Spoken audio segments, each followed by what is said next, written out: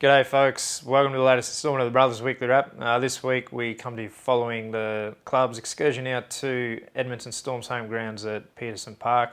They got off to a negative start when our second division side, after several weeks of hiatus, were able to get on the field, but unfortunately they went down by 28 points to 26 to a pretty good Edmonton Storm side. Both sides played pretty well with some free-flowing and pretty entertaining footy on display, but unfortunately we just weren't good enough on the day. So, in the under-18s clash, two great under-18 sides sitting on top of the table. Unfortunately, our guys suffered their first loss of the season, only narrowly by 30 points to 26. It was a fantastic effort from both sides, and again, just as for the second division side, plenty of free-flowing and open and entertaining footy. But unfortunately for us, we just weren't good enough again on the day. But at times, a loss is as good as a win, and it'll allow Bobby and the boys to go back to the drawing board and make sure that we don't paper over the cracks and we start getting the little things right as we need to do at the back end of the season. In reserve grade, pretty comfortable win, 54 points to 20. Cullen Dunbar's boys are really on song. We probably need to reduce the number of points being scored by the opposition when we do win so healthily. But to come away with a 34-point win was certainly a great effort at the home of Edmonton, where they're generally always hard to beat.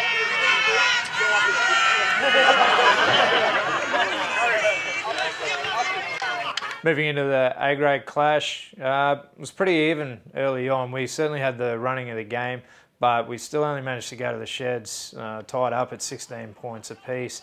Fairly hefty spray from coach Ben Groves woke the players up, and they come out in the second half and they really put the pedal down and ran away pretty comfortable winners in the end by 38 points to 16.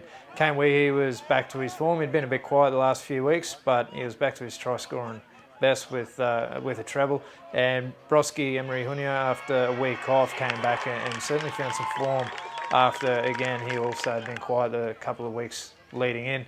Corey Child, though, on the other hand, he was great again, but he's been fantastic for a number of weeks now, and certainly he's making a lot of opposition teams and certainly even our state league side start to stand up and take some notice. So great work, Corey. Keep up the good work.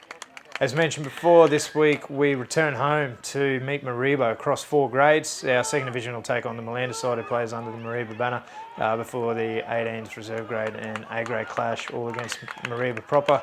The A-grade clash has an extra element of occasion, being the second Tony Chey Memorial Shield. The SAS man played for both of our clubs, and it's a fantastic way for us to commemorate his memory by playing off for this Memorial Shield.